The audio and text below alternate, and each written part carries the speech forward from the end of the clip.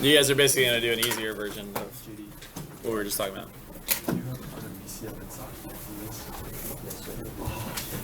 So we're talking about accumulation functions, or another way to say that is integrally defined functions. It's a little bit of a mouthful. That's how delta math refers to them. But you can also call them accumulation functions, which is easier to say, less of a tongue twister. But they're both the same thing. What it means is it's just a function, well,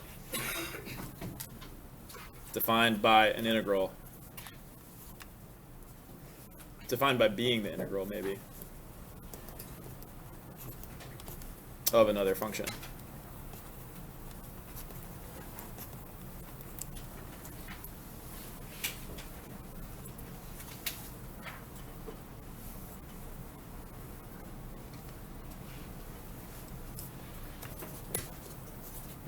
These will be our 3.5 notes, by the way. That's the section we're in, 3.5. As crazy as this might be, there's actually no examples of this on this page.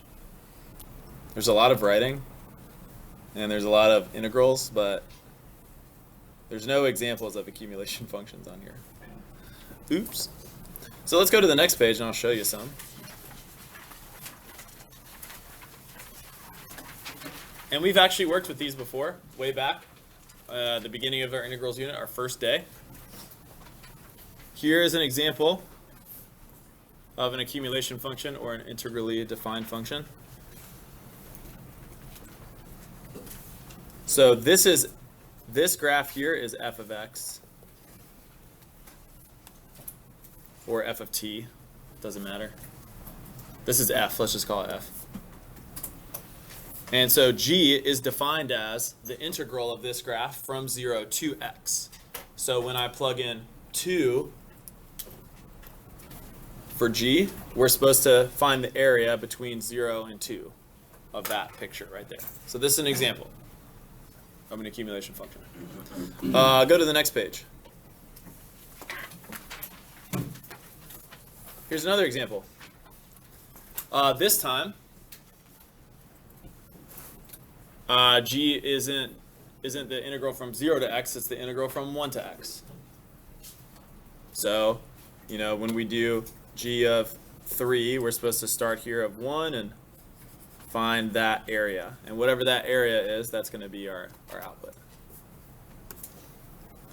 You'll find all kinds of g values, so we don't need to do g of 3, but we'll come back to that. But there's an example.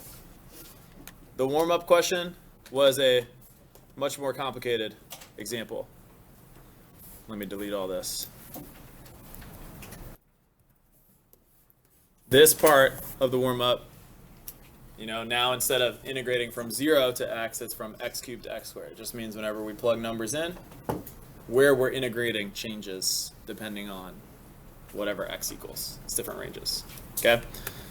Here's what I'm going to have you guys do, because actually you know how to do this. We've done this already.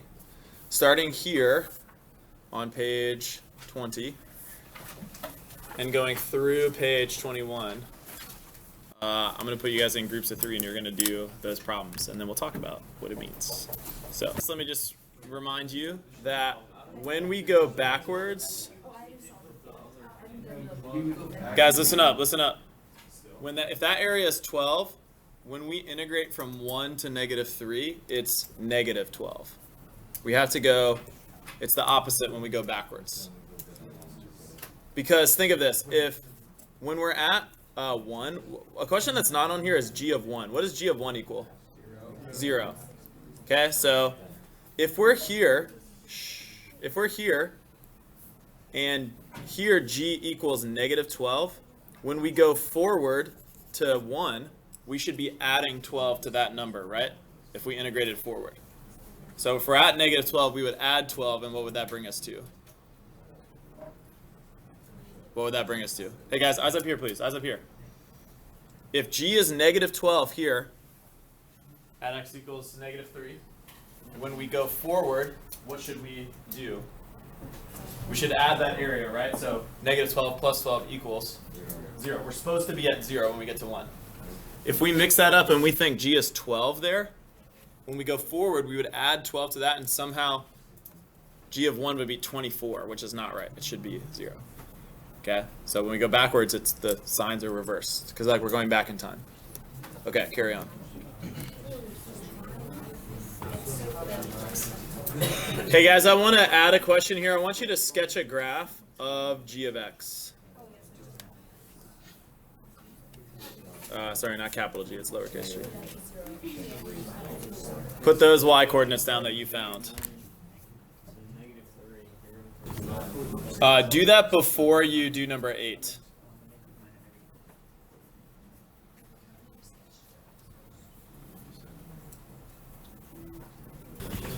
Okay, let me bring you guys back together one more time, and then I'll let you finish this out. So, I want to talk about number 7. I want to make sure we have number 7 right. So, guys, eyes up here, please. So, we are being asked to find, guys, eyes up here. We're being asked to find g prime. So, g of x is the integral from 1 to x of f of t. What do we use to take the derivative of an integral?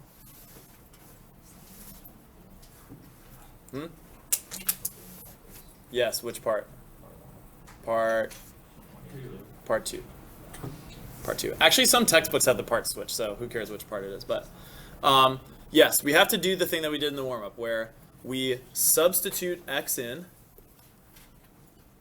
for t, and we multiply by the derivative of x, which is 1. So we get f of x, and then we plug in 1 for t, and we multiply by the derivative of 1, which is 0. So g prime is just f of x. It's this graph right here. This is g prime. So when we were answering those questions for number 8, and when we're sketching the graph, maybe this is helpful. You know, go back to Unit 2. Think back to Unit 2. We were looking at derivative graphs all the time, right? This is a derivative graph.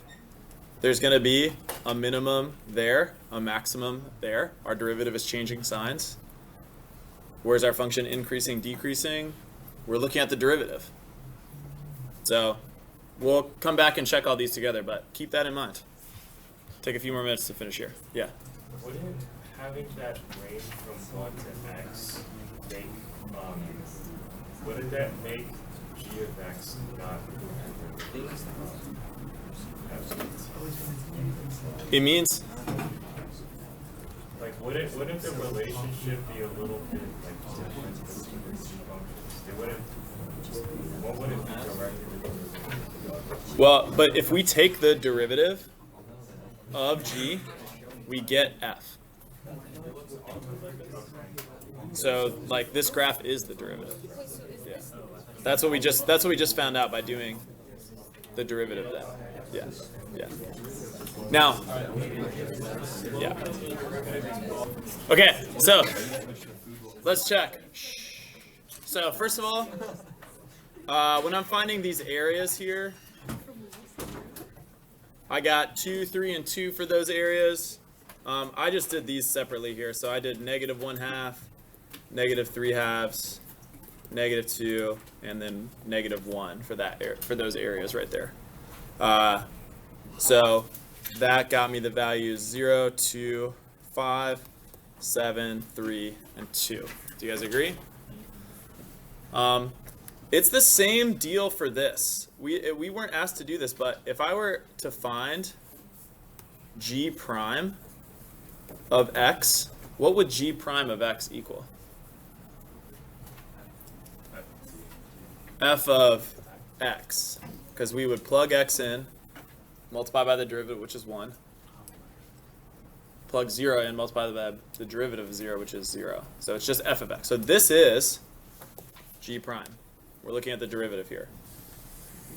And so what we can see from a derivative is when the derivative is positive, what is the function doing? Increasing. And now from the area, we know it increases by 2, then by 3, then by 2. We know the exact increments that it's increasing by. And so we go 0, up 2, up 3, up 2 more. And then we decrease by 1/2, we decrease by 3/2. I know we just had to find g of 6 on there. But we decrease by 2. Then we decrease by 1 more. So this would be 7, 6, 3. Okay. So we can see our function, oh, it's kind of going like this.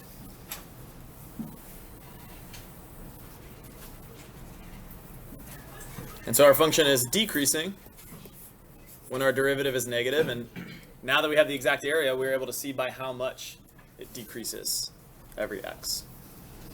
So it's like we're relearning the same stuff, but like from a different side, and it's deepening our knowledge of it. At this point here, where our derivative changes from positive to negative, what are we going to have in our original function? A maximum, yeah. And look, we have one. There it is. So we're increasing there, and we have a maximum at x equals 3. And we've sketched our graph. Okay. So just broadening and deepening our understanding. Let's go to the next page. So these areas here, that area was 12. This area was 3. That area was 12. I'll just leave them all positive for right now. That's 9. That's 1. And that is 12 right there. That's how I did this. So maybe I'll do this on the graph first. At 1, we're supposed to be at 0. When we get to -3, -1, 2, 3, we're supposed to be down 12. 1, 2, 3, 4, 5, 6, 7, 8, 10, 11, 12. When we're at -5, 1, 2, we're supposed to go up 3 from that. 1, 2, 3. There we go. And then 1, 2, 3, 4 to get to -9, and we're supposed to be up at +3 now. 1, 2, 3.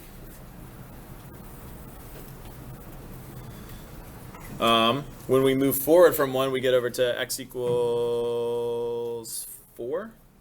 2, 3, 4. Now we're supposed to be at 9. 1, 2, 3, 4, 5, 6, 7, 8, 9. Did I do that right? No, that's 8. We're up there. We go down 1. And then for 9, we're at -4. We're there. So our function kind of looks like that. And so we can check. I like seeing the graph here. I would say in the future, when we're doing a lot of these problems, it's gonna take a lot of time to come up with a graph. But I think now that it's early, it's worth seeing. It's helpful. So think about starting here at x equals -9, sorry. And our y value is 3. Based on this area, we go down 12, right? Which brings us to -9. We go down 3 more, which brings us to -12. We go up 12, which brings us to 0. That's where we're supposed to be. That's this area. We go up another 9. We go down 1. We go down 12.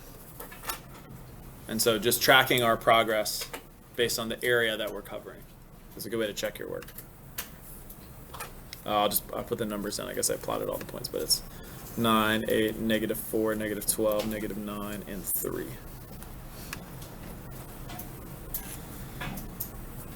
But what I'm looking at here is the derivative graph. So it means that g of x is increasing from -3 to 4 because f of x is greater than 0. We're decreasing from -9 to -3 because f of x is less than 0. You didn't have to put these in here, but I'm just going to put them in so that we know what we're looking at. F of x is a derivative.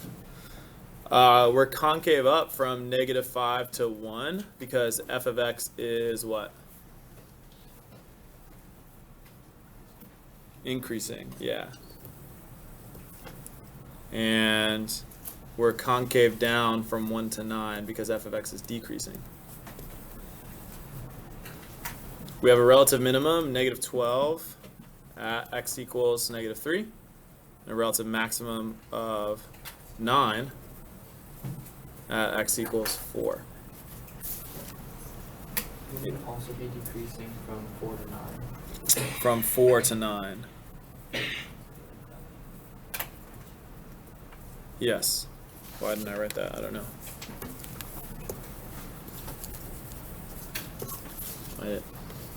I know how to copy things down, apparently, but apparently I'm bad at it. 4 to 9. Thank you. Okay. Now, before I answer G and H, because there's a little bit more to G and H. Yes, the answer is -12 and the answer is 9, but there's a little bit more to that. Let me come back to that in a sec. What this allows us to do, though, is actually sketch a pretty accurate graph of what this function looks like. We know we're supposed to be concave down from 1 to 9, so we can put some concavity here, like that.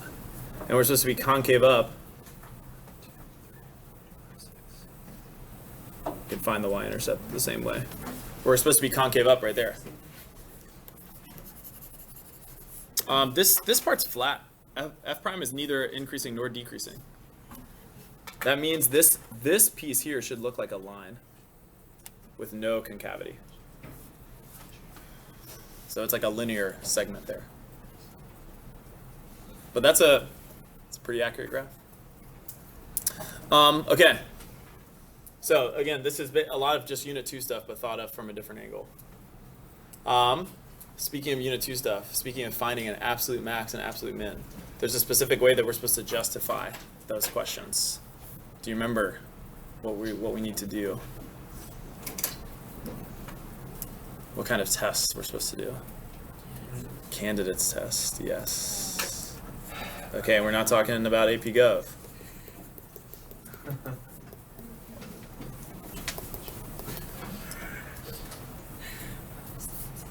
So we just need to make sure. Actually, I don't know if there's an apostrophe there. That doesn't make sense. Candidate. It's a test of plural candidates, no apostrophe. If there's a apostrophe, it's the candidates' tests. But I don't know. I don't know about that. We'll just leave it. Anyways, here's x. Here's g of x. We need to include the endpoints. We need -9 and 9 on there, which are 3 and -4. And we also need, so we need the endpoints. And we need the critical values. Turn to your neighbor. What's a critical value? Yeah, it's like when that's not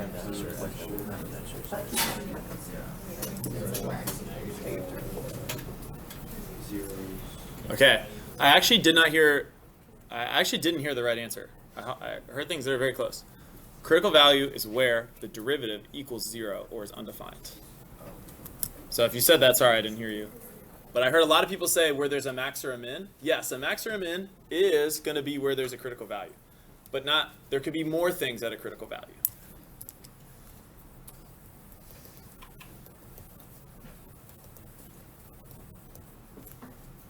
So it's where the derivative equals 0 or it's undefined. Undefined is not relevant for this one, but when you have asymptotes and things like that, or if stuff's not differentiable. You know, we're not trying to take the derivative of f. F is not differentiable.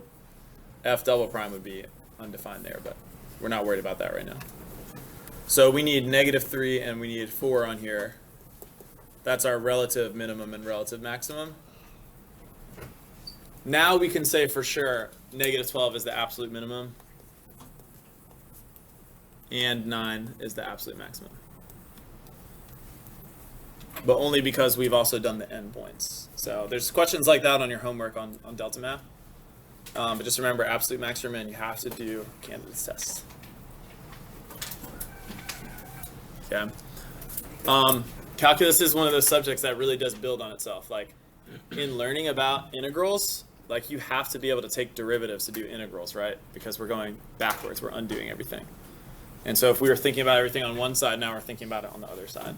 That's going to continue to happen throughout the year. It's going to keep building, getting more complex, but we're also going to keep reinforcing a lot of the same stuff. So, yeah. We have one more section of notes that we're going to do post lunch. It's not that long, but we got to do some other stuff too. So anyways, you guys can chill for now.